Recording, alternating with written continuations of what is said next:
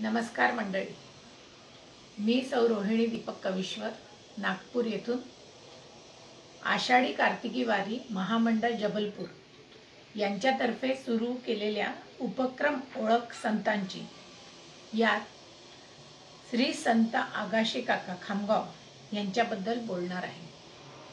त्याआधी मी श्री संतोषजी गोडबोले यांचे मनापासून आभार मानते आणि समस्त वारी मंडळाचे सदस्यांचे पण मनापासून धन्यवाद देते। तसेच डॉक्टर सौ क्षमा मांडवीकर यांचाही आभार मानते की त्यांनी मला या मंचावर बोलायची संधी उपलब्ध करून दिली। नमस्कार मंडळी, महाराष्ट्र ही पृथ्वीवरील मनुष्यरूप म्हणणाऱ्या संतांची कर्मभूमी आहे। अशा सत्पुरुषापैकी एक श्री अरविंद विष्णू आगाशे, अर्थातच परमपूज्य आगाशे काका। संतांची साथ असल्याशिवाय आजच्या या युगात आपली संस्कृती, आपली परंपरा यांची प्रचिती येत नाही। मग चांगल्या संस्कारामुळे चांगला समाज निर्माण होतो। किंबहुना असं म्हणू, आपल्याला जसे कुलदेवतेचे वरदहस्त असतो, वास्तूचा वरदहस्त असतो, आईवडिलांचा वरदहस्त असतो, तसा संताचा देखील वरदहस्त आवश्यक असतो। त्यामुळे आपण आपल्या जीवनाची वाटचाल करत असताना संतांचाही आधार घेतोच। अशाच प्रकारे अनेक संत महाराष्ट्रात झालेले आहेत। विदर्भात मंडळात पूर्ण कालनिर्णय बघत गेला तर प्रत्येक महिन्यात एक दोन संतांच्या पुण्यतिथी जयंत्या असतातच असतात। प्रत्येक जण देवापुढे नतमस्तक होऊन दैवी शक्ती प्राप्त करतो व संत पदाला पोहोचतो। आगाशे काका देखील तसेच होते। संतांना झालेल्या साक्षात्कारातून प्राप्त अनुभवातून जी अनुभूती समाजापर्यंत त्यांनी पोहोचवली त्याबद्दल मी कृतज्ञ आहे। सद्गुरू आगाशे काकांविषयी आज मी जे बोलणार आहे ते खामगाव येथे स्थित बरसाना या आश्रमात होते।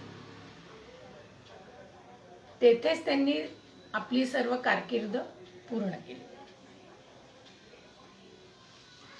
त्यांचा जन्म हिंगणघाट येथे नागपंचमीला 18 ऑगस्ट 1932 साली झाला।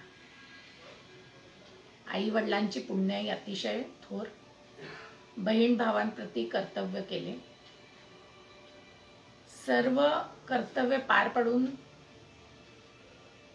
काय विचार करायचा, संसारात रमायचं की अध्यात्माकडे जायचं, या द्विधा मनस्थितीत असताना त्यांनी अध्यात्माचं चयन केलं। परमपूज्य काकांनी संसारात रममाण होण्यापेक्षा आनंदाचा कंद शोधायचा प्रयत्न केला। साधी राहणी होती, स्वच्छ व नीटनेटकेपणा होता। चालण्याची त्यांची एक ढब होती। चपलांमध्ये अंगठा व बोटे थोडे मागे असायचे, टाच चपलांच्या बाहेरच असायचे। परमपूज्य काका एक शक्ती होती। परमपूज्य काका एक आनंदाचा गाभा होता। परमपूज्य काका प्रत्येक श्वास हा योग होता, प्रत्येक क्रिया ही भक्ती होती, प्रत्येक कर्म हे ज्ञान होते, हेच सत्य आहे।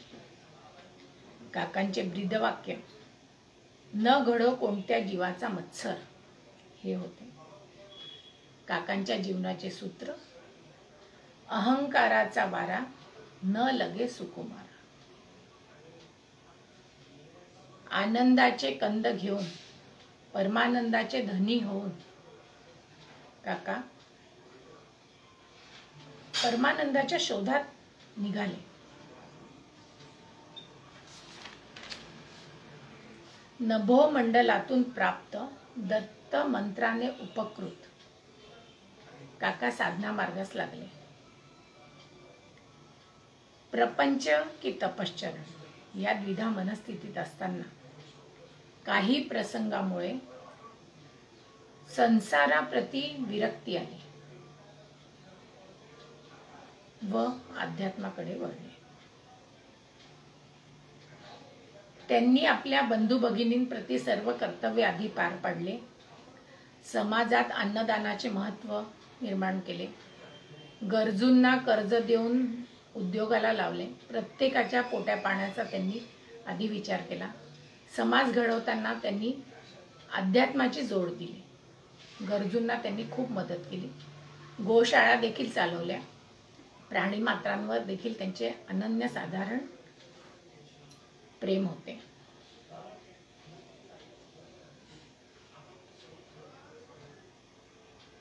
त्यांना परमपूज्य काकांना बाबा महाराज आर्वीकरांचा सहवास लाभला. परमपूज्य श्री स्वरूपानंदांनी दिलेल्या सोहम दीक्षेचा विशेष उल्लेख करावा लागेल. परंतु आंतरिक उपासना घडत नव्हती, त्यामुळे चैतन्याचा आनंद प्राप्त होत नव्हता. शांती समाधानाचा शोध सुरूच होता. त्याच वेळेस त्यांना शांती ब्रह्म परमपूज्य श्री नारा महाराज तराणेकर यांची भेट घालून दिली. दैव योगच तो. तेथूनच त्यांना तपश्चर्येचे वळण योग्य लागले. काकांना अनेक सिद्धी प्राप्त होत्या. वैदिक विधी मंत्रशक्ती प्राप्त होत्या. पण त्यांचा ओढा कृष्ण भक्तीकडेच होता. कृष्णाने त्यांना साक्षात दर्शन दिले. बरोबर जेवले ते. काकांचे आदर्श रामदास स्वामी, ज्ञानेश्वर माऊली, तुकाराम महाराज हे होते.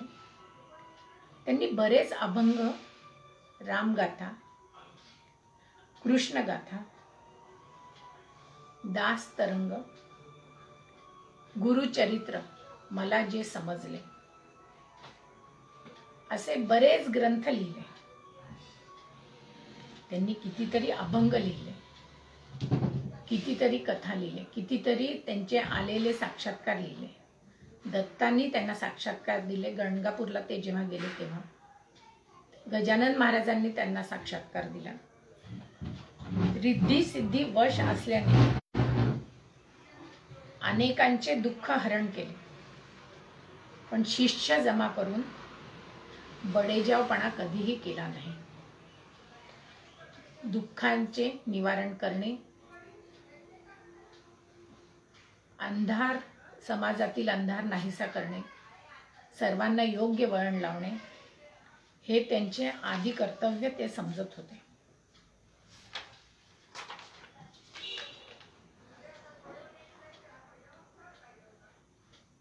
काका असं सर्व सांगतात की ते अतिशय तापट होते. पण 2000 साली त्यांना अगदी काका शांती ब्रह्मच म्हणायला लागले. काकांचे चरित्र वर्णन म्हणजे वेदांत, उपनिषद, स्मृती पुराण हे सर्व त्यांच्या वर्णनात योग्य शब्द वापरता येतील. नाना महाराज तराणेकरांवर नाना महाराज तराणेकरांनी त्यांना अतिशय जीव लावून सर्व सिद्धी प्राप्त करून दिली. त्यांच्या पायावर आगाशे काकांनी हिरवा चाफा वाहिला. हिरवा चाफा म्हणजे दास्यत्व स्वीकारले. हिरवा चाफा म्हणजे दास्याचे प्रतीक आहे. त्यांनी सर्व पिढीला आध्यात्मिक विधायक कार्याकडे वळविले.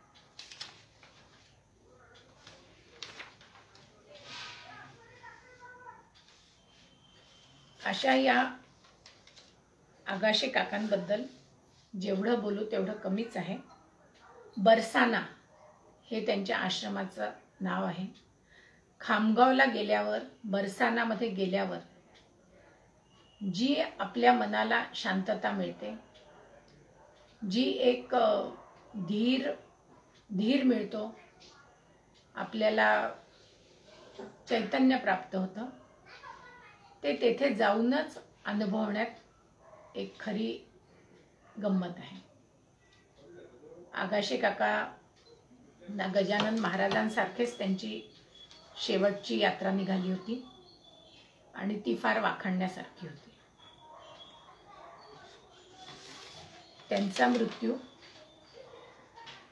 15 सप्टेंबर 2008 या साली झाला.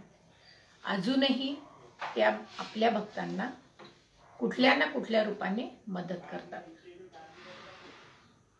आमचे व्याही राजेंद्र सराफ यांचा अनुभव सांगते. ते यांचे फार निस्सीम भक्त आहेत. ते पुण्याला जात असताना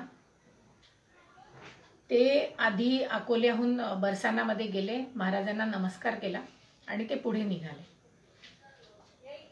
आणि त्यांनी सांगितलं, आगाशे काकांनी त्यांना सांगितलं, आज तू शक्यतोवर जाऊ नाही, मुलांना तू कुठेतरी ठेव, मुलांना तू नेऊ नकोस. त्यांनी तसं ऐकलं, मुलांना कुठेतरी ठेवलं आणि ते दोघंच नवरा बायको धंद्याच्या निमित्ताने पुण्यात गेले. वापस येताना खोल दरीत त्यांची गाडी पडली आणि त्यांनी फक्त म्हटलं, काका मला वाचवा. त्यांची गाडी इतके खोल पडून देखील ती सही सलामत होते दोघं जण आणि ते स्वतःच चालवत होते गाडी, त्याचा ड्रायव्हर वगैरे नव्हता. पण ते कसे तरी करून ते वर आले तर बाहेर एक ट्रॅक्टर, एक दोर व 2 माणसं उभे होते. आणि त्यांनी म्हटलं, हो मदत पाहिजे का तुम्हाला कशाची? तर ते कोण होते? तर त्यांचं म्हणणं की ते आगाशे काका आणि नानासाहेबच होते. असे अनेक अनुभव राजेंद्र सराफ यांना आलेले आहेत. त्यांच्याकडूनच मी ही सर्व माहिती घेतली आणि आज मी प्रस्तुत केली. धन्यवाद. नमस्कार.